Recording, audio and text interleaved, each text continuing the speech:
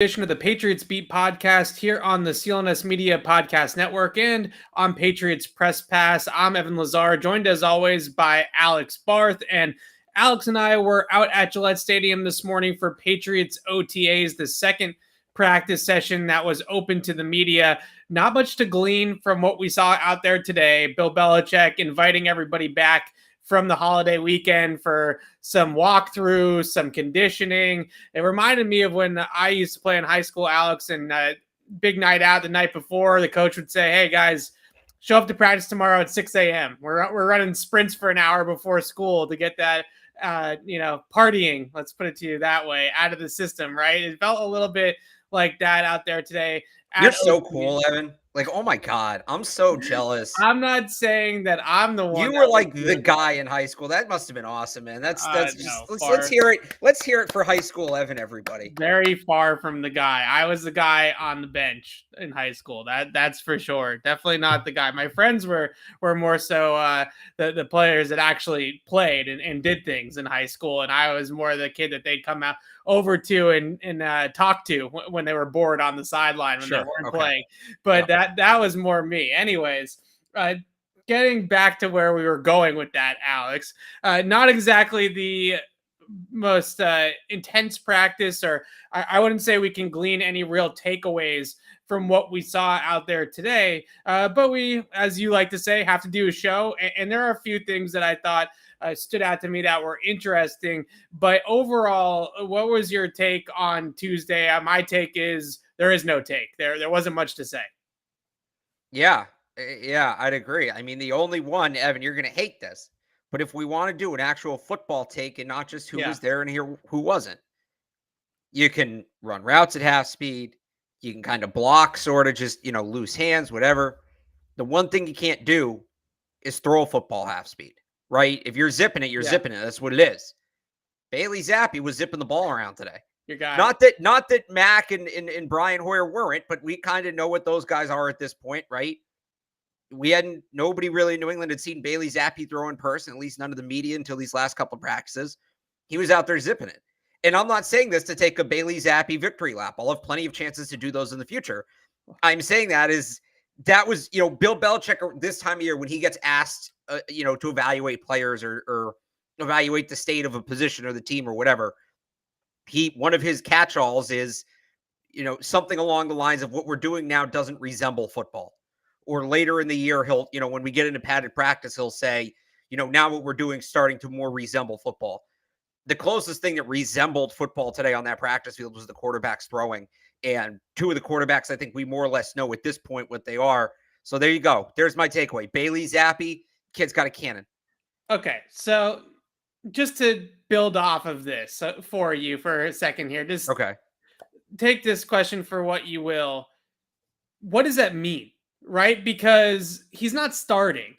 And I would even hedge that with saying he's never starting for the Patriots unless the wheels completely come off the rails. I'm injuries aside, right? Assuming Mac Jones is healthy for the next 4 years, Bailey Zappe, who's on the 4-year contract, and Mac has 4 years remaining on his deal if you want to include the 5th-year option.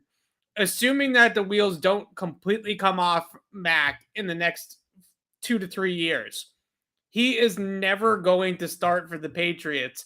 So ideally, you have a Jimmy G situation on your hands, I suppose, where you have a really, really good backup who becomes an asset down the line to move.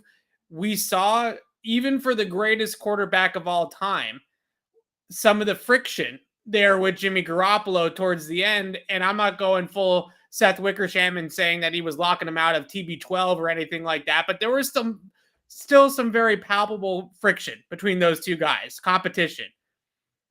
What does it mean that Bailey Zappe looks solid in these spring practices? Because I will not discount one bit that I think that he's thrown the ball well in the 2 practices that we've seen, but I still am searching for the what. Like, what does that mean? Why do we care, right? And that's what I'm posing to you. That's fair. Well, I think some of it is we want to be able to evaluate the draft, right? Yeah. And whether or not you think they should have taken a player from a different position is a fair discussion. But, at the very least, did they take a good player? He may not be a player they needed in that moment. Yeah. But I think at the very least, if they took a good player, if he becomes somebody, I didn't like the Garoppolo pick at the time, and they needed a quarterback that year. I was all in on them taking a quarterback that year. I did not want Garoppolo.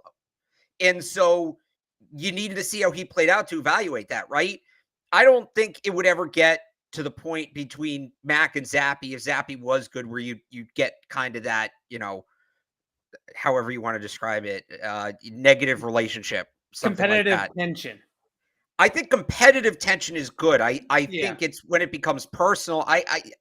Neither one of them strike me as that kind of guy. I think the circumstance is different just because Garoppolo was drafted to replace Brady.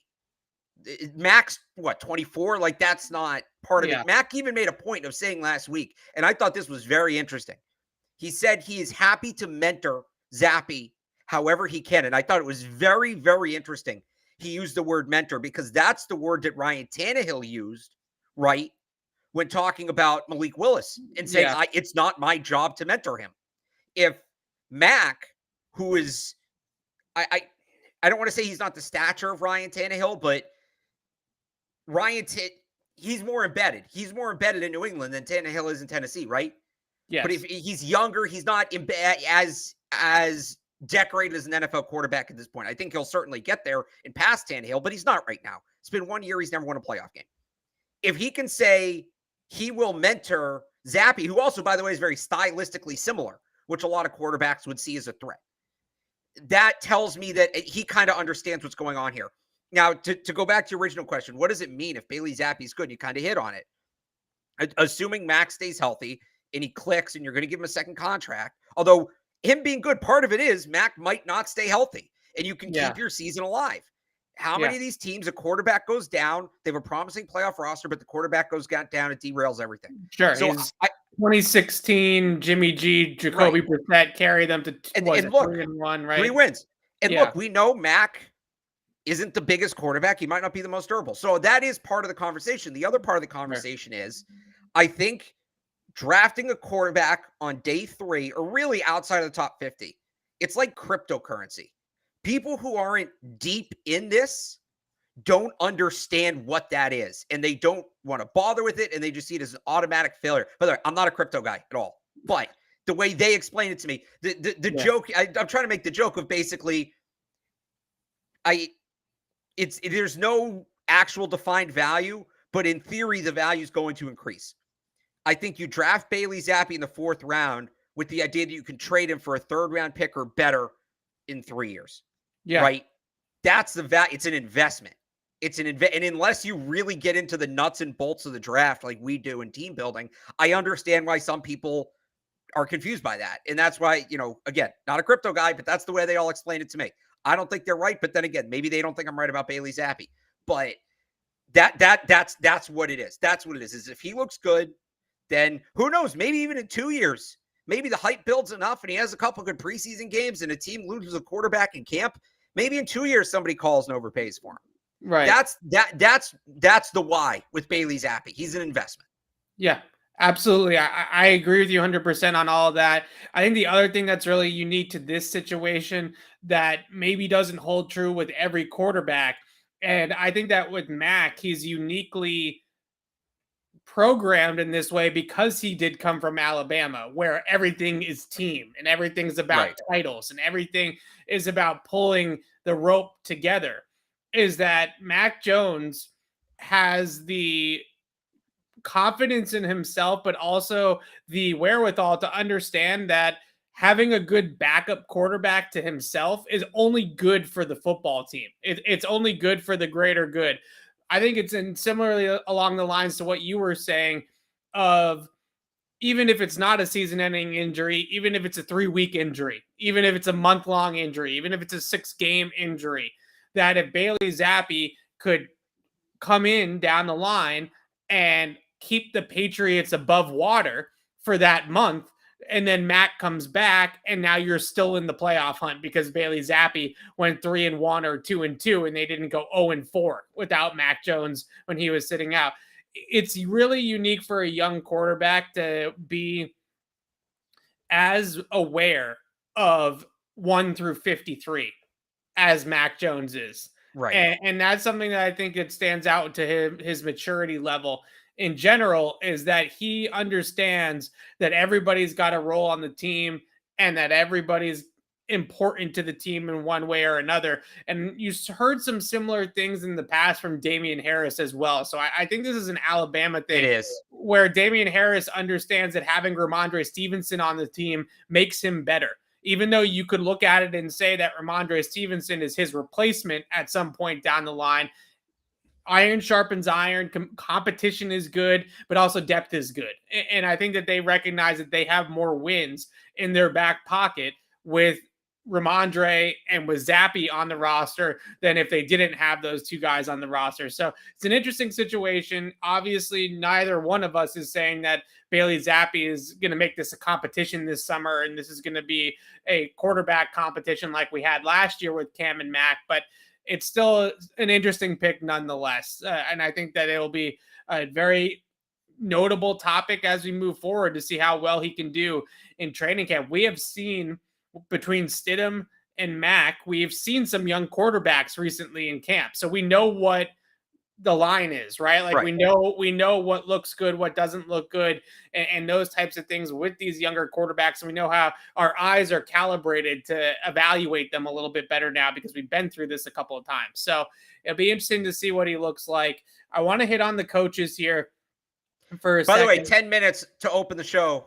10 minutes on Bailey Zappe to open the show. You're not getting that anywhere else, people. That's welcome. How you know it is May 31st, right? That's how you know that it's the middle of the off season right there. I want to talk about the coaching staff for a second. I don't want to beat the dead horse of the offensive coaching staff and who's doing what and what does it matter and is it important and are we overblowing it? We've done all that multiple times. Bill Belichick was with the offense again, though, today.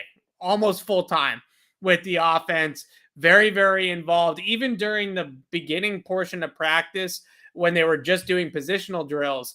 It wasn't until the very end of that period that he went over to the defense and walked around a little bit on that other field. He was starting with the tight ends. Then he went over to wide receivers. Then he went back to the quarterbacks and he was in their face, coaching them up, getting involved with the techniques and things like that. So very hands-on Bill with the offense once again. I actually want to spin this in a different direction, though, and not our confidence with the offensive coaching staff. But assuming that this is the way that it's going to go, that Bill Belichick might essentially be his own offensive coordinator for a year just because of the way that things are shaking out. How much confidence do you have in Steve Belichick and Gerard Mayo on the other side of the football? Because you can only do so much in one day. And I'm not one to discredit how much Bill Belichick can cram into one work day or one work week. But eventually there's going to be some things that maybe he had his hand in the past that he doesn't have his hand in this year because of how much responsibility he's taking on in the offense. So I think the domino effect of this is important as well, because today in practice, I thought it was very notable how much Steve and Gerard Mayo basically had to lead the defense all by themselves without Bill. And Bill is on the complete other side of the complex.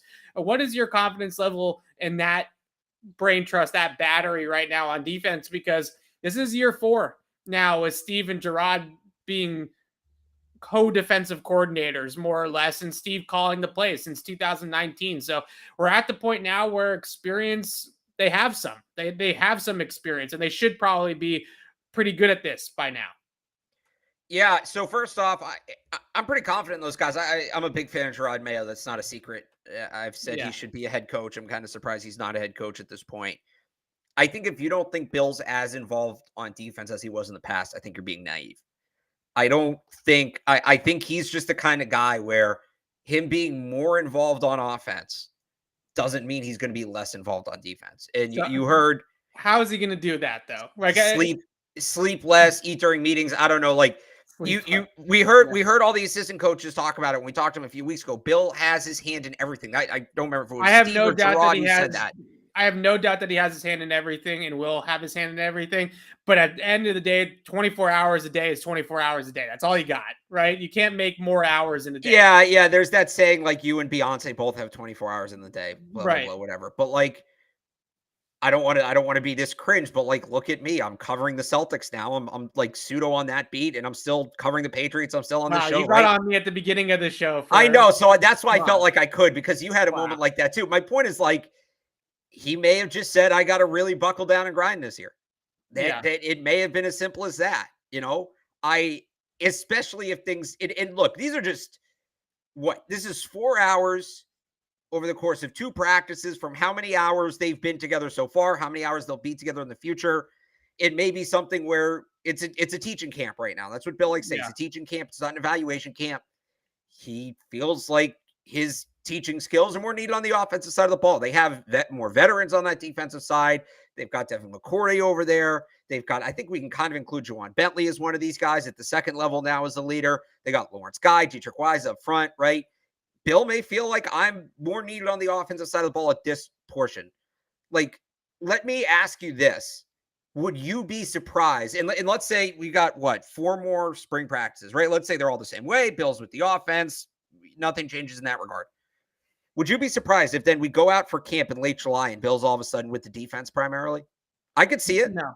I'm not saying it's definitely going to happen, but I don't think he might be more involved in the offense. I don't think he's going to be any less involved with the defense. He might be putting more on his plate. And if you're concerned with him putting more on his plate overall, that's a conversation to have. I don't think he's abandoning the defense big picture. Maybe on a day-to-day basis, it's a little less. But, Gerard Mayo can teach some of these younger linebackers about, first step off the ball, or, they have the defensive backs coaches can work with the secondary on their back pedal or turning their hips or whatever. He'll come in when they get down to the meat and potatoes of it. Yeah, I definitely don't think he's abandoning defense by any means. And you could be right that the little techniques here and there and some of the things that they need to do with this offense is a little bit more pressing for them in terms of having Bill Belichick in that huddle instead of the other huddle. Right. I think the interesting thing about it, though, is, to me, if this is the way that it's going to go the rest of the year, is Bill Belichick is going to have to be essentially a quality control coach on the defense side of the ball, where he comes in with the game plan during the week and does some of the bigger picture stuff, right? He's not going to necessarily have the time, if he's spending this much time with the offense at practice, he's not going to have the time necessarily to go over and break down hand technique with Christian Barmore, right? And say, oh, your hand needs to be here instead of there or whatever. We've seen him do the type of stuff like that in the past, is my point.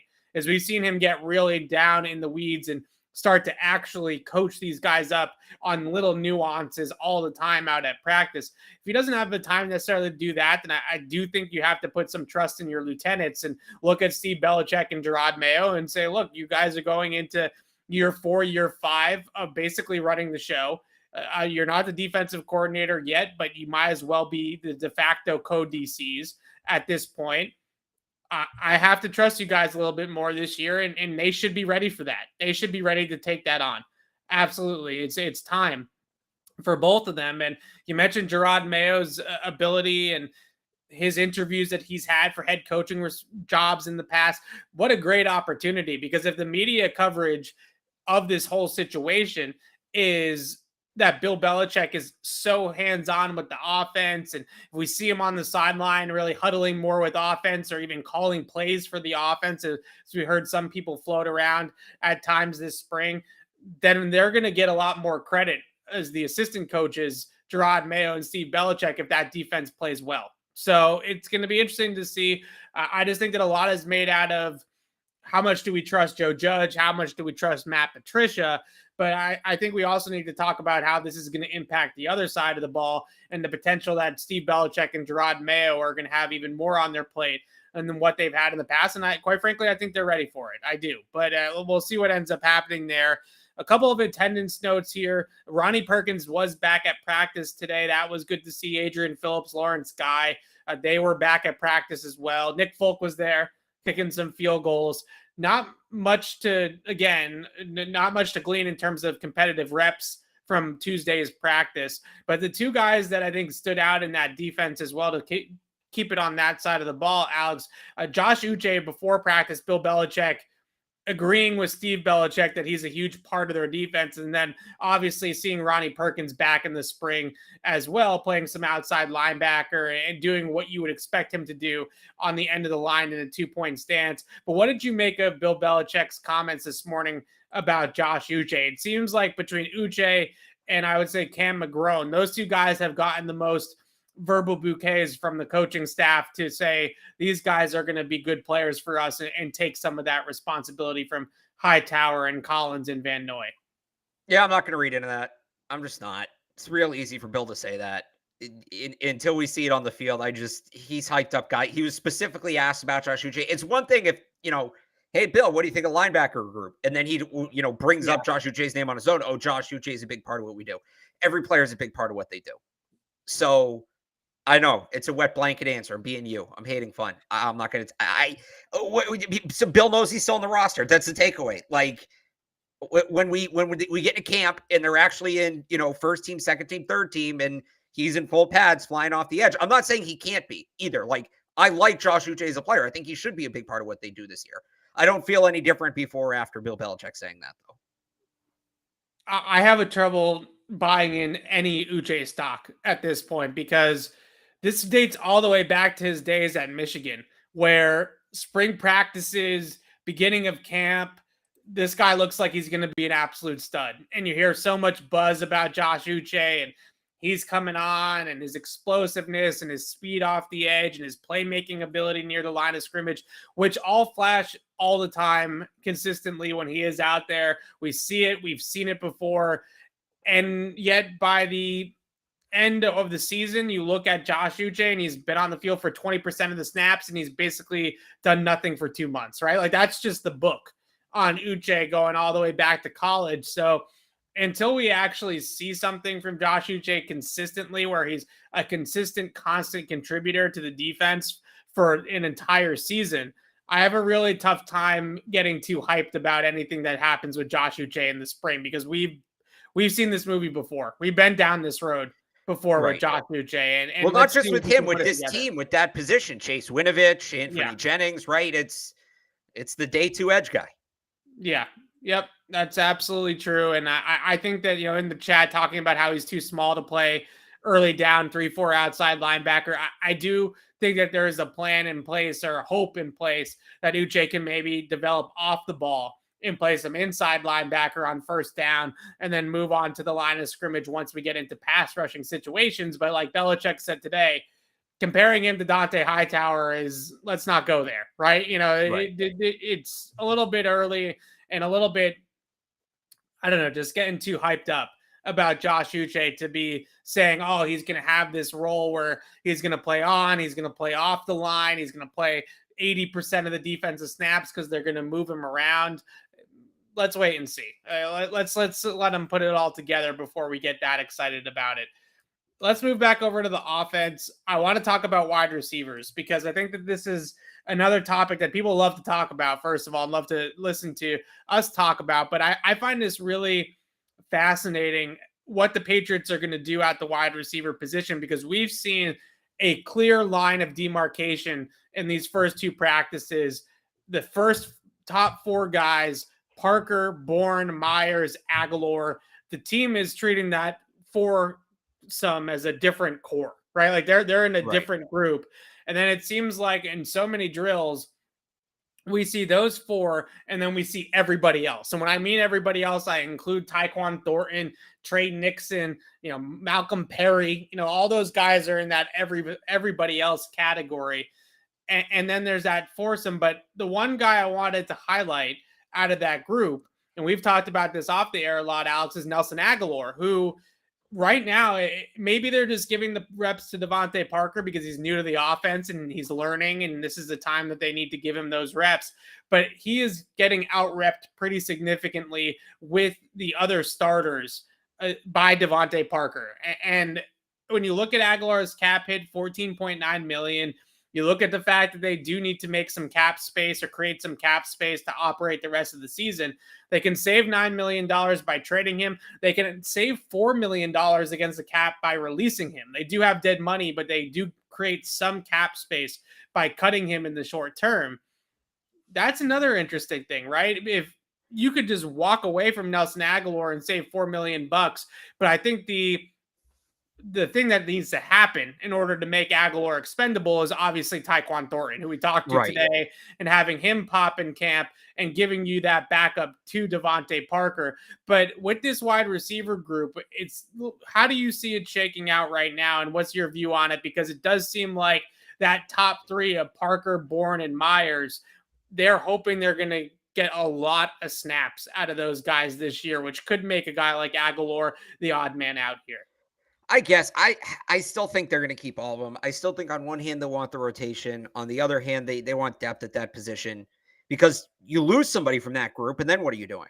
Right. Yeah. Then we're all going to, they trade Nelson Aguilar, and then, Devontae Parker, who we know his injury history, gets hurt week 1. We're all going to be talking about Aguilar. So I think they're going to stick with that group. Again, I think it's also a thing where it's early. Right. And I agree with you. Parker does need the reps.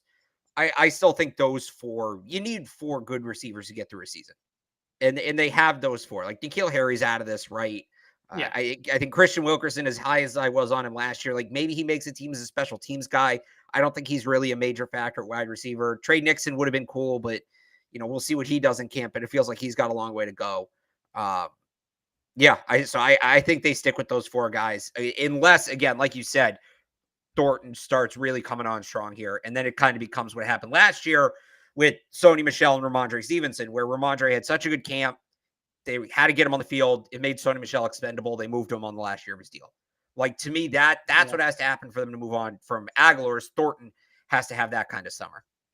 It's really tough to see them move on from Aguilar unless Thornton is really coming on, because you cannot count on Devontae Parker to play the entire season. Can't count on him.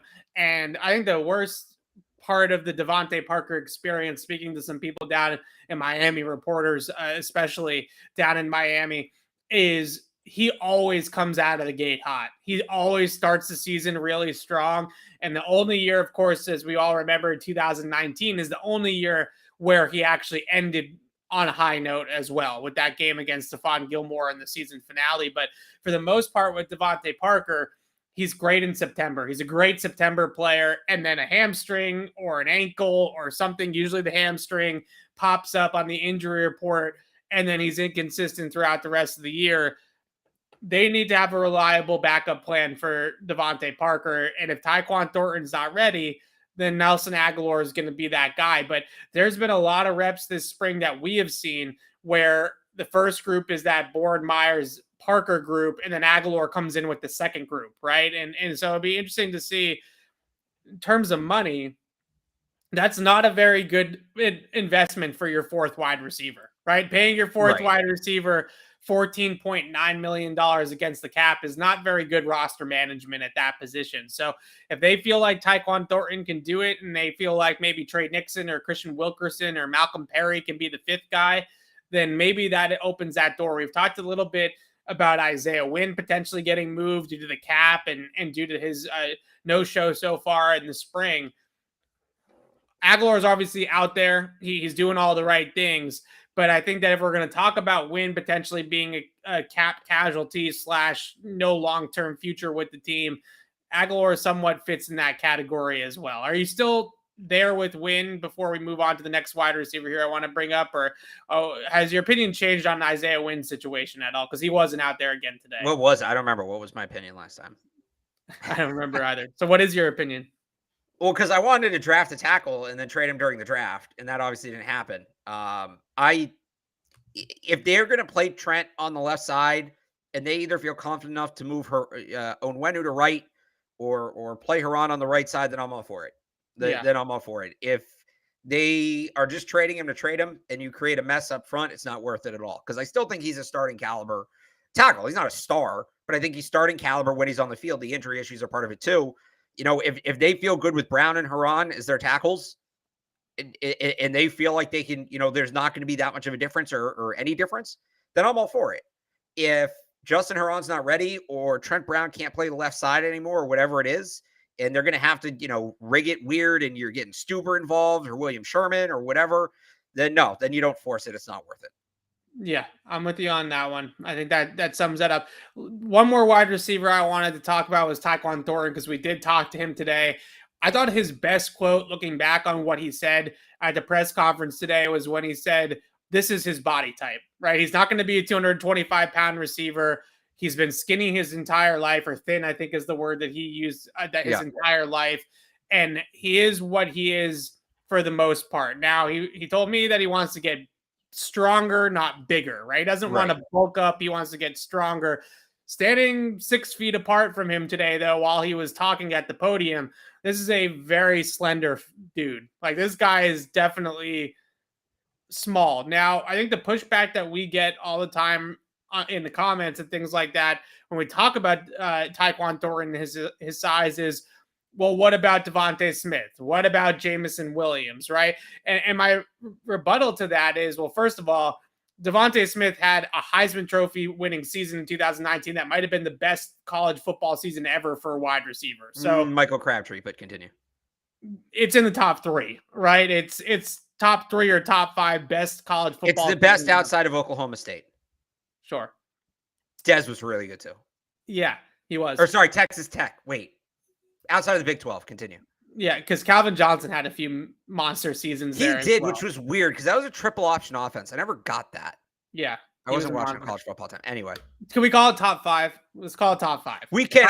I'm not going to. Watching Michael Crabtree at Texas Tech was special. We can reminisce on that on another show, but that dude in college was just unstoppable.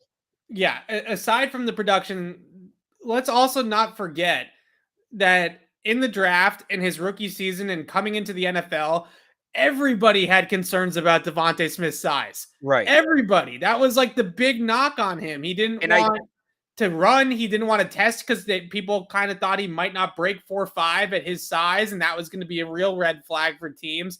He had major size red flags. So it's not like we don't talk about it with Devontae Smith. He's just not a Patriot. So you don't talk about it on this show.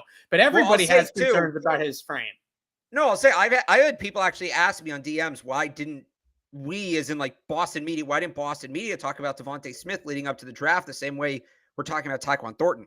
The Patriots were never going to draft Devontae Smith. Right. That was never on the table. He was a top 10 pick at least. Like, they would have had to move up significantly. It's the same reason that we didn't discuss, the pros and cons of like Derek Stingley or Sauce Gardner, right? Why would we do that? It's a waste of time. It wasn't going to be a factor. So no, this was a real narrative with Devonta Smith. It really was. Yeah, and so with Jamison Williams, I think that there is, and I would also put in that Jamison Williams category as well, Chris Olave. A lot of people are concerned about his size too, right? Like, these are all players that had size red flags. So I don't necessarily agree with the notion that the only person that gets slighted for his slight frame is Tyquan Thornton. Like, that's definitely not true. Like, all these guys get talked about, and you have concerns about their size and their ability to handle physical coverage and get off press and win at the top of the route through contact. And all these guys have those concerns. But with Tyquan Thornton, to relate this back to the Patriots, what was your biggest takeaway, I guess, from what you heard out of him today? And do you think he can contribute in year one? I think is the best way to put it. Where do you kind of stand in terms of his ability to contribute in any sort of significant way as a rookie? So I loved the quote he gave you about, I'm not trying to get bigger, I'm trying to get stronger, because I think at 6'3", he's, in terms of the like absorbing hits and all of that, I think he'll be okay if he puts some muscle on. It's more just about, how is he getting off press? How is he hand fighting down the field? Contested catch, hands catching, all that, ripping the ball away from defensive backs, ball security, holding on to the ball himself. That to me is more the issue. It's not that he weighs whatever it is, 181 pounds. It's the play strength. And that can come along. I don't necessarily think he needs to get big. Like, somebody in my mentions was like, give him 5 peanut butter sandwiches a day. It's not that kind of thing. It's getting in the weight room. That's what it is. It's getting in the weight room. And he's an extreme example, but this is the case for most guys coming out of college. It takes a full season to get up to an NFL body. That being said, can he contribute in year one? I am a little hesitant on that. Yeah. I am a little hesitant. I think he really does need to put some muscle on, put some strength on for him to get there. I think he can have a role. I don't know that he's I think you're looking at probably 35% usage rate, ideally for him. Scheme touches, and here we go down the scheme touch route again. I know that's terrifying with the Patriots, but scheme touches, packages, things like that, or, you have him in a 3rd and long package where you just put him out there on the boundary and see if he can just run by somebody, as simple as that. I don't think that's his role forever. I think once he gets a full off season in the weight program, I think there's a good chance we're sitting here this time next year, leading off the show by, they didn't do much football today, but Tyquan Thornton looks swole as hell, right? Yeah. I think there's a good chance we get to that point, but he needs a year to get in the lab and get in the gym and get all that going. So I do think he could be more situational this year, but I don't think that's a knock on him long term. Yeah, I think that's a good way of putting it. I don't have any real concerns yet because we haven't really seen any football yet to have real concerns about his long-term outlook. But in terms of the short term in his rookie season, between the fact that he definitely needs to fill out his frame and figure out how to be a little bit bigger and a little bit more muscular, as he put it, and secondly, he needs to definitely develop his route tree some more. They were asking him to do at Baylor was relatively simple, and really he was a guy that won on 2 or 3 different routes consistently, but wasn't exactly a full route tree kind of dude. So if they're going to get him into a significant contributor down the line, like an 1,000-yard receiver type guy down the line, then he's still got a ways to go in those 2 departments before I think that they can put him out there and give him the volume to be a real productive guy in the NFL. Well, that was one of the things I liked about his tape coming out was I thought he was less limited last year, right? I thought they started to expand his route tree last year. So he's somebody who comes in kind of already in that process. And there's a big difference between doing it in college and doing it in the NFL.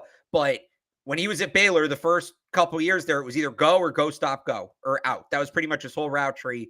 He didn't operate between the numbers at all. And I thought they started doing that a little more last year. It wasn't anything complicated. It was mostly just slants and in cuts. But he started to operate between the numbers a little more. So I that is a part of his game too that needs to grow. But I'm a lot more confident in that part of his game coming forwards because, again, he did it last year at Baylor. They gave him more to do. They put more on his plate. They expanded his route tree. Not significantly, but they did. And he handled it. And if he is going to be a redshirt player, you can kind of lean into that. And you don't have to give him, the whole route tree, the 0 through 9 this year. You can give him half of what you want him to do this year while he's putting on that muscle. And then you introduce the second half next year, and then you complete it over 2 years. So I think that's kind of his situation. By the way, somebody put numbers in the chat for Tyquan Thornton as a rookie. I'm just going to pull these up really quick, hypothetically. 57. No, I'm going slightly different. I think these are below what that person said. Okay. All right, so they're a little bit of both. 57, 598, 4. Do you think that's realistic? No.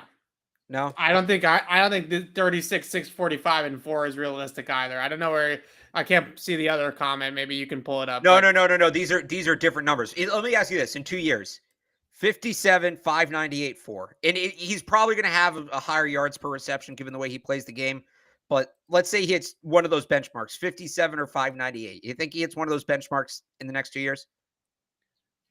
Maybe the yards, because if he averages 19 yards a catch, then maybe he can get up there with the yards. But that's fair. That's very, very good production. That's good production for a second-year wideout. Well, I'm not sure. Let me ask you this, and then I'll give you what the numbers are.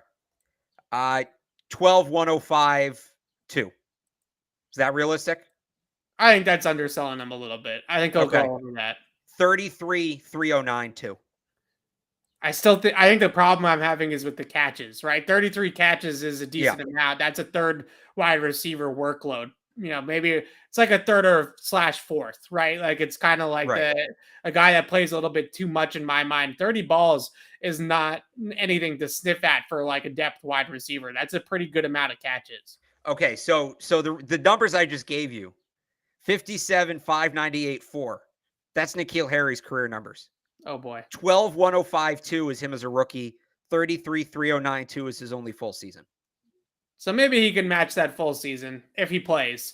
But I still think 33 catches, and a lot of those catches with N'Keal Harry are screens and manufactured. So that's the thing. It's an imperfect comparison because his yards per catch should be significantly higher than that. Yeah. How about, actually, let me give you N'Keal last year, because this I think is more in the ballpark. 12, 184. That might be his rookie season. Yeah. And look, I know when I say that, people are going to be like, oh my God, this guy's only going to go for 184 yards as a rookie. But look, I think that's where we're at with the depth, with the way he needs to develop. And he has a long ways to go, in my opinion, in terms of development and things like that. And to me, the biggest thing with Tyquan Thornton's size and where we're talking about with his development is you often get asked, okay, well, what's the biggest difference between Tyreek Hill and Philip Dorsett, right? Both guys run a 4.2 something, right? So why is one guy a perennial Pro Bowl receiver and the other guy was a third receiver at best and didn't really pan out and didn't have the best career?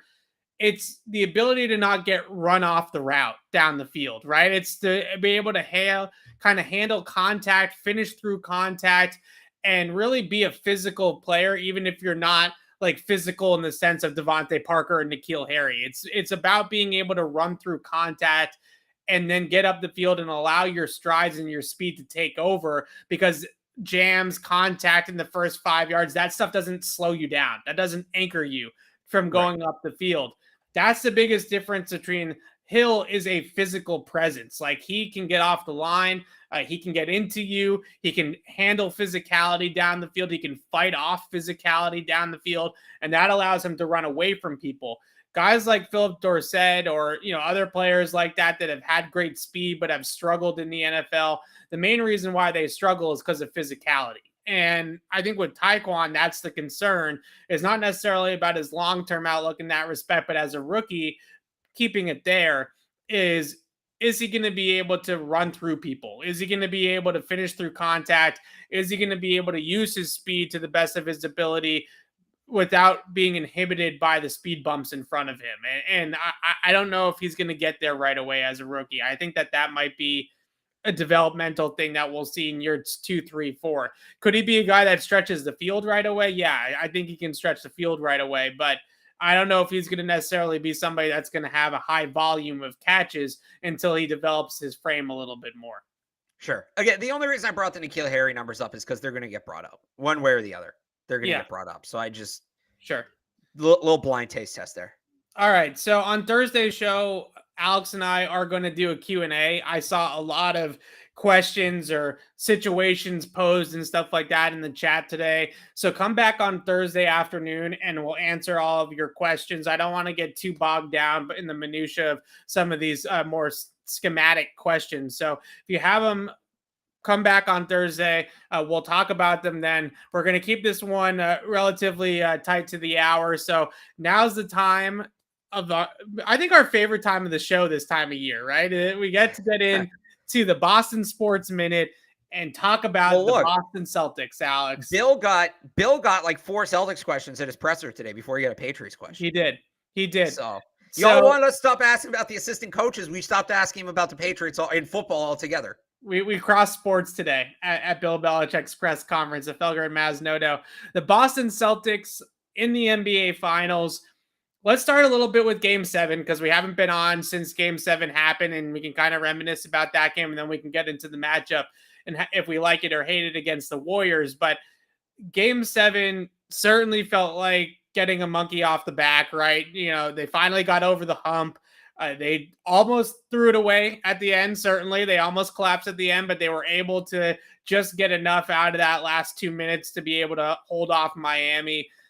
A wire-to-wire victory. And I think a lot is getting caught up in that last minute or two for the Celtics, but they never trailed in Game 7 on the road against Miami. Clearly the superior team in that game on Sunday night. And it's great to see the whole core celebrate like that and finally get over the hump and finally exercise those demons in the conference finals for Horford and Tatum and Smart and Brown.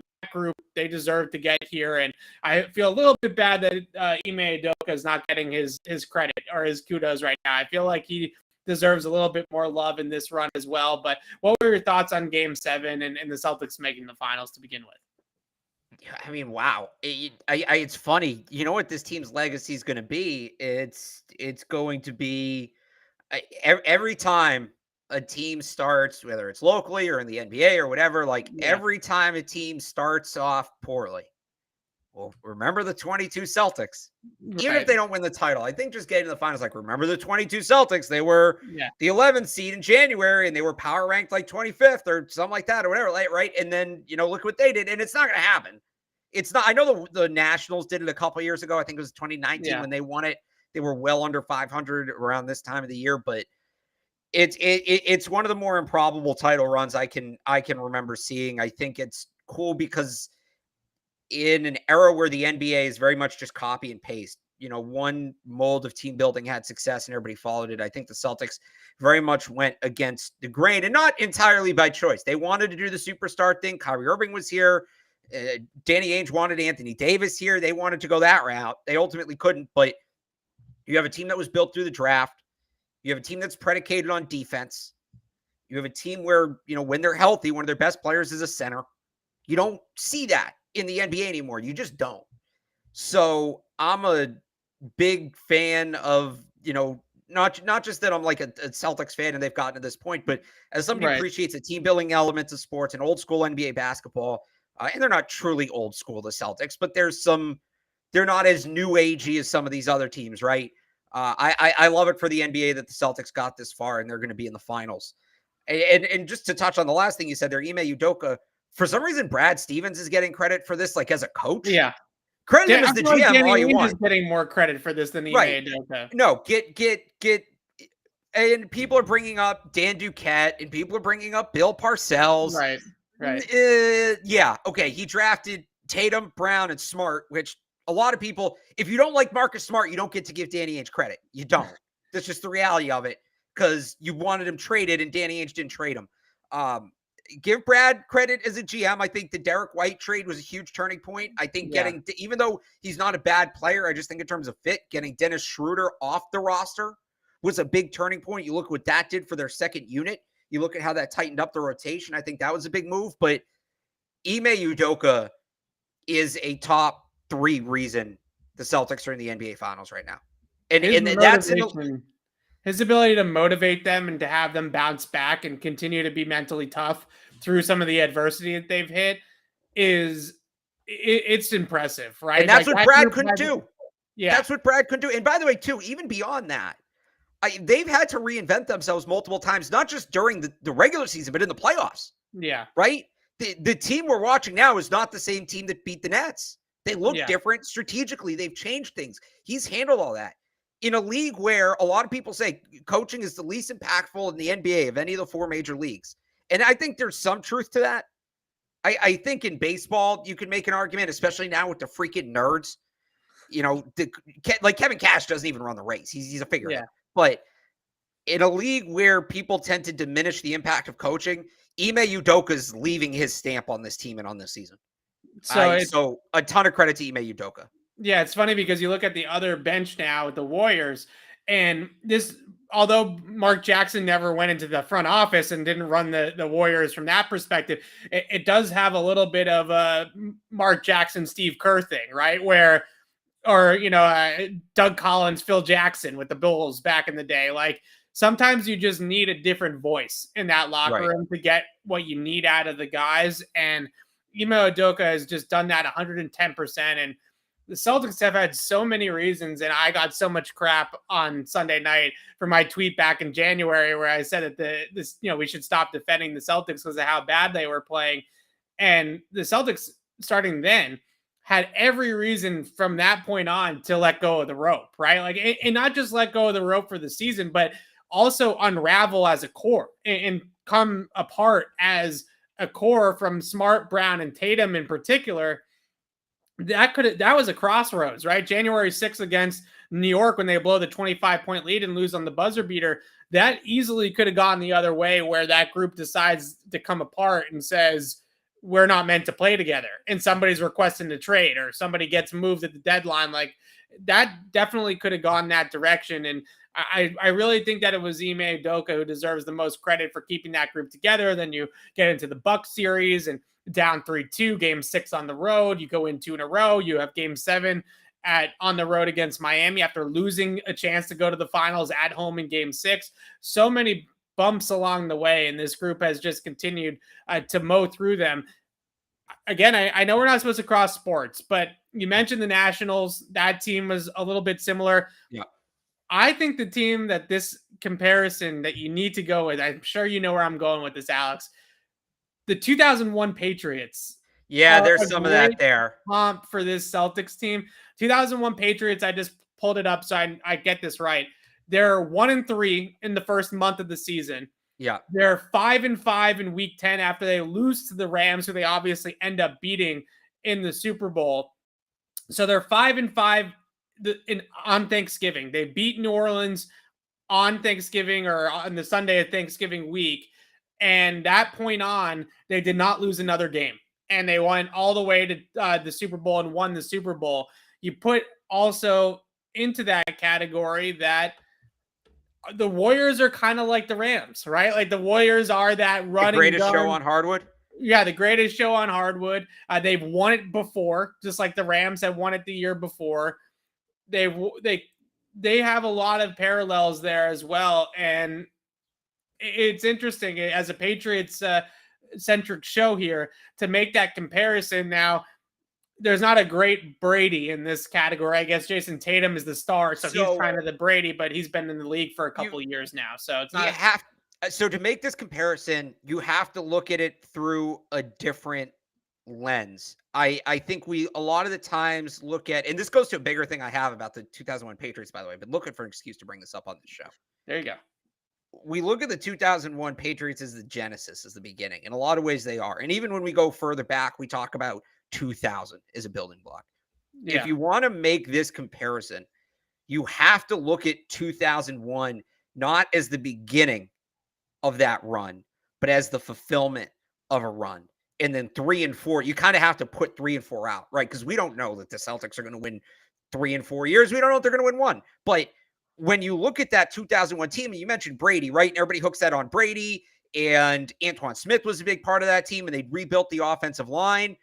That's not the comp here. The comp is, and by the way, as much as I love Tom Brady, and we all love Tom Brady, that team won on defense. Yeah. The 01 Patriots won on defense. Well, that's why that also helps with this comp, right? So that's where I'm getting. So look at where that defense came from. Bruschi, Law, Malloy, McGinnis, Ted Johnson, right? A lot of these guys, they were on the 96 team. Yeah. That went to the Super Bowl and lost. You look at it, they went to the Super Bowl in 96. They made the playoffs again in 97 and 98. And then they had the 2 years where they didn't make the playoffs, and then 01 happened, right? That's this Celtics team. Yeah. It's not 01, 03, 04, at least not yet. It's they're the late 90s to the 2001 Patriots. This is the end of it, right? Because they got to the conference finals a couple times. They made those. They have that experience now, that postseason experience. They've gotten sent home with that bad taste in their mouth. It started to look stale, which it did for the Patriots in 99 and 2000. And Carroll, they move on from Pete Carroll, right? And then the new coach comes in, the new coach comes in, and then all of a sudden they get this second win, the second life. All that experience starts coming back to them. I had Ted Johnson tell me a bunch this year when I was on with him, talking about how important those playoff losses were to them. Like that knowledge as they move forward, that's the comp.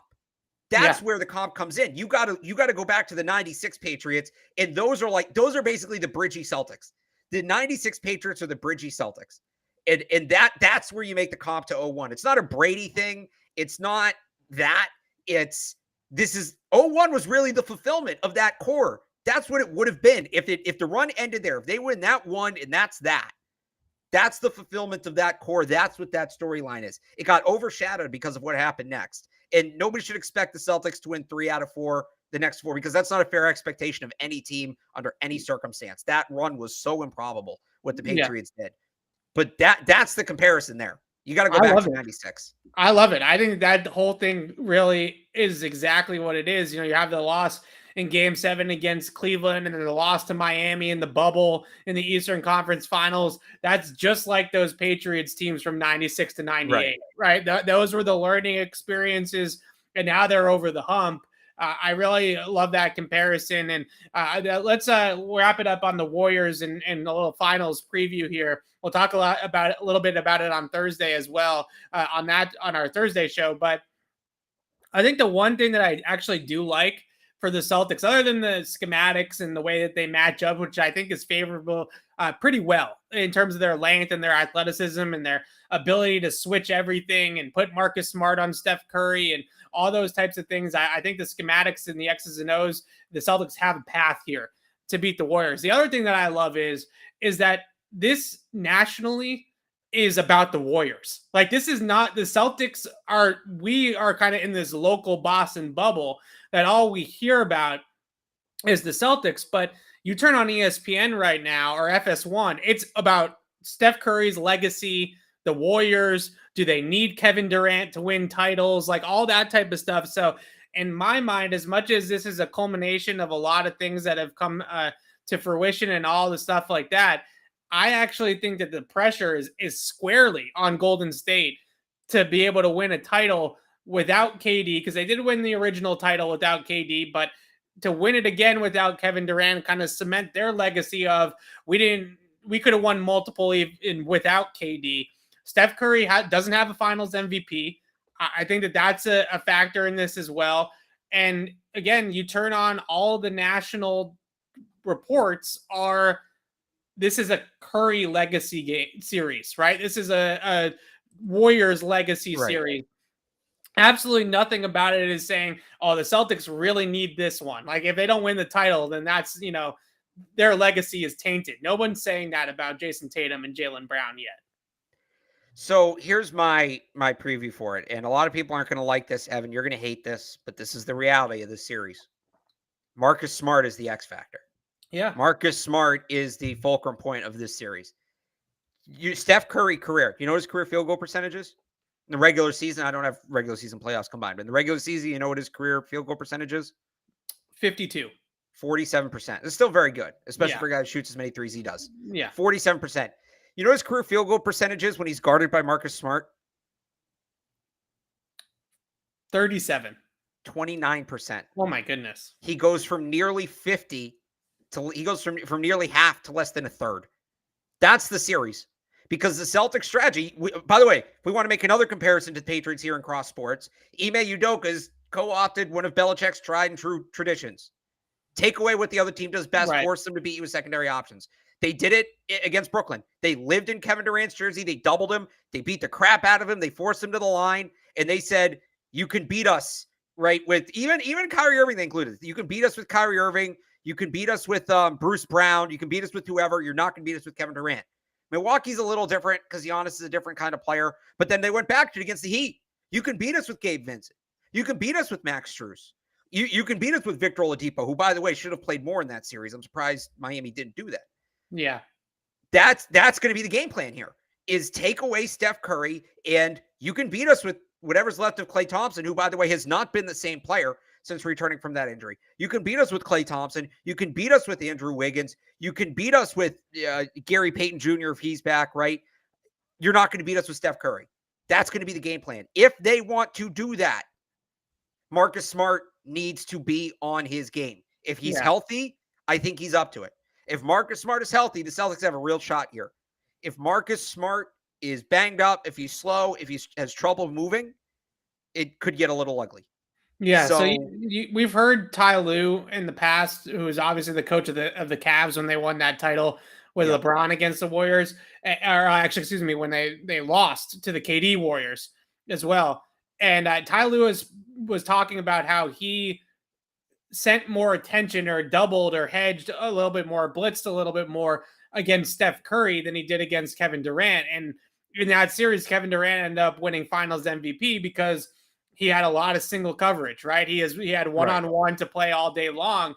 So now the real question is for the Celtics, if they can find a way to force the ball out of Curry's hands, how nuts does Klay Thompson go? How nuts does Jordan Poole go? Some of the other guys around Steph Curry. I think Klay is obviously the biggest one just because he could get some open looks if you're putting two guys on Steph or you're running two guys at Steph. Well, so that's a little bit of a concern, but I like the Celtics' length and their ability to recover to Klay Thompson, that they might be able to make up for that. But that's my point, is if Marcus Smart, that's not a double coverage stat, the 29%. That's Marcus Smart. Yeah. If Marcus Smart can give you that, Well, then you can double Clay. And then both those guys are gone. And then that's that. That's how they've beat the Warriors in the past. Marcus Smart erases Steph Curry. They can put more attention on Klay Thompson in terms of combo defense. And that's how they've shut the Warriors down in the past. The key to the whole thing, I know people don't want to hear this. Key to the Celtics winning the NBA Finals, Evan, accept it, bask in it, enjoy it. The key to the Celtics winning the NBA Finals is Marcus Smart. And by the way, wait. Can we finish just preface this correctly? The key for the Celtics winning the title is Marcus Smart on the defensive end, right? Yes. Like Marcus Smart, I think that the one thing that all of us that are a little bit skeptical of Marcus, that get agitated by his game a little bit, is when he goes on the other side of the court on offense and he thinks that he's Steph Curry, right? And he starts jacking up threes. I'm not talking about the end of Game 7 because those were forced shots by the defense, right? The defense was blitzing Tatum, getting the ball out of his hands, and they were inviting Marcus Smart to be the shooter. He had to take those shots. You were going to live and die with the open looks, and that was the way that it ended up being. Marcus Smart if he plays the Draymond, right? Steve Kerr said that he's like a Draymond, but he's a guard instead of a power forward or a center. If he plays like that, then I have no problem with Marcus Smart. The problem I have with Marcus Smart is when you look at the box score at the end of the game and he's taking 20 shots in a game, right? That's when I have issues with Marcus Smart. When he plays that two-way game, he's great. He's exactly what they needed in that role. But okay, so let me give you these numbers here. Celtics Warriors head-to-head recent games that the Celtics have won. Last time they met back in March, 110-88, 119-114, but then you have 111-107. These are all Celtics wins. 119-104, 105-100, 128-95, 92-88. That's going back to 2017. I'll go back one more. 99-86. Yeah. What do those all have in common? Those are all relatively low-scoring games. Yeah. And that's the idea. If it doesn't turn into a track meet, Marcus Smart doesn't have as many chances to do with that on the offensive end. Sure. Right? You know what I'm saying? It does feel like a series that they're going to have to grind it out, right? They're going to have to slow the pace down and try to make it as much a half-court game as they possibly can because the Warriors get out in transition, those threes just start coming from everywhere. If you can slow the Warriors down, if you could, Marcus Smart, when he gets trigger happy, that's high-scoring, high-tempo games. Yeah. That's not the game the Celtics can play to win the series. So again, I'll say it again. The turning point of and when I say key, Jason Tatum, Jaylen Brown both need to have great series, obviously. Right. But I think when you look at it, Tatum, Curry, Brown, Thompson cancel each other out, right? More or less. Curry's better than Tatum, but Tatum and Brown are 2 and 3. I put Thompson at 4, right? Those 4 are, I think, ultimately when you net them all out, are a wash. Draymond Green isn't going to do to Jason Tatum what Marcus Smart has the potential to do to Steph Curry. That's what the series comes down to me. Based on past history, he can't. There's history of Marcus Smart doing it. Extensive history of Marcus Smart doing it. Draymond Green doesn't have that same kind of history against the Celtics. That's the series. Who takes away the star better? Is it Marcus Smart or is it Draymond Green? I'm gonna put my money on Marcus Smart on that one 10 times out of 10. Alex, are you ready to make a prediction, or should we wait till Thursday to make a prediction? Let's wait till Thursday. Let's wait till because I want to see how healthy Marcus Smart is. We're also going to be on for the Q&A show a couple hours. I would say right before Game 1, but it's like 6 hours before Game 1. Oh, it's a 9 o'clock start. Yeah. Get the hell out! Whoever's making these schedules, Patriots 4 night games in a row, NBA Finals starting at 9 o'clock. Get new schedule makers. Nobody wants this. Nobody asked for this. Stop, the people in San Francisco want it. Stop catering to the West Coast. I was told whatever happened to the East Coast bias? I liked the East Coast bias. Bring it back. I agree that I wish it was a little bit more East Coast biasy, but when you're playing in San Francisco, like people have to get off work, they have to get there. Like you're not going to get if you're tipping off at 5 o'clock, Alex, then there's no. If you're not taking a day off of work for a finals game, you're not a real fan. Oh my God! You think both anybody of us wouldn't be able to do that? You think anybody in Boston is going to work next Friday? You think anybody's going to work? Anybody going to that game, especially, is going to work next Friday? Come on. All right, fair enough. But 9 o'clock tip. So Alex and I will be on the live Q&A show to kill some of that time before game one of the NBA finals on Thursday afternoon. You probably around 4 o'clock, like usual on the Thursday show. We'll give our predictions for the NBA finals at the end of the show with the series about to tip off in a couple hours after that. And then next week, all 3 days, Patriots mandatory mini camp Tuesday through Thursday. We'll have coverage on CLNS. Alex will have a coverage on 98.5 The Sports Hub, and we'll have podcasts for you on all 3 days, or at least recapping all 3 days at some point to discuss what's going on at Patriots mandatory mini camp. So next week, to me, as much as it's fun to go out there with these OTAs and everything, Alex, next week is, if things happen next week, you can really think that those things are real, right? The full squad is there. That's really the start of what's going to happen for the Patriots, coaching wise, schematic wise, roster battles, all that kind of stuff. So we'll see you guys on Thursday. We'll answer all your Patriots questions, and then we'll see you guys next week for mandatory minicamp. So it should be fun down there at Gillette next week. But until next time, signing off for Alex Barth, I'm Evan Lazar. Thanks for watching, everybody. Go Celtics. We'll see you guys Thursday.